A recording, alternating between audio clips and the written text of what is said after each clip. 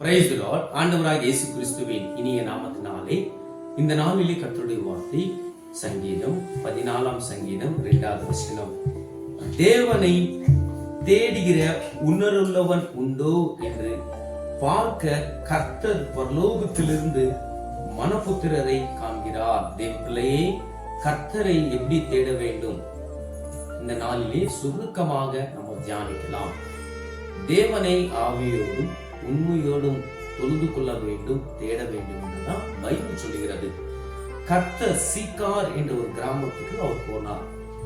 தேவன் ஒரு மகளை அவர் சந்திக்கிறார்.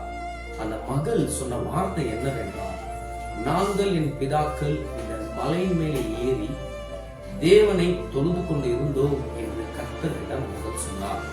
ஆனா கர்த்தர் அந்த மகளுக்கு சொன்ன வார்த்தை என்னவென்றால், தேவனை அப்படி தொழுது கொள்ளக்கூடாது.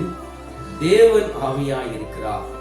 தேவன் ஆவியாய் இருக்கிறார். உண்மையோடும் தேவனை நம்ம தொழுது கொள்ள வேண்டும், ஆவியோடும் உண்மையோடும் நம்ம தொழுது கொள்ள வேண்டும் என்று கர்த்தர் அந்த இடத்துல நமக்கு போதித்தார். அப்படிதான் தொழுது கொள்ள வேண்டும் என்று கர்த்தர் நமக்கு சொல்லிக் கொடுத்தார். இந்த நாட்களிலே தேவனை நம்ம எப்படி தேடுகிறோம், எப்படி நம்ம தொழுது கொண்டிருக்கிறோம் என்று நம்ம யோசித்து பார்க்கலாம்.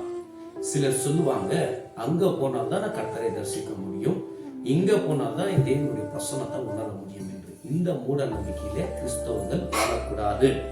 தேவ பிள்ளையே, நீ தேவனுக்கு உண்மையாக நீ ஆவியோடு உண்மையோடு நீ தொழுது கொள்ள போது தேவாதி தேவனை நீ அவருடைய பிரசன்னத்தை நீ உணர முடியும், தேவ சத்தத்தை நீ கேட்க முடியும். இந்த நாட்களிலே அங்க போகிறது விட்டுட்டு இங்க போகிறது விட்டுட்டு நீ எந்த இடத்துல உண்மையாக நீ சபைக்கு போகிறியோ அந்த சபைக்கு உண்மையாயிரு. அந்த இடத்துல தேவனுக்கு உண்மையாக நீ தொழுது கொள்ளும் போது தேவன் கண்டிப்பாக உன்னை நிரப்புவார். உன் ஜபத்துக்கு அவன் பதில் கொடுக்குவார். கர்த்தருக்குள்ளேயே கர்த்தர் இந்த வார்த்தை மூலியமா உன்னோடு பேசுகிறார் விசுவாசிக்கிறேன்.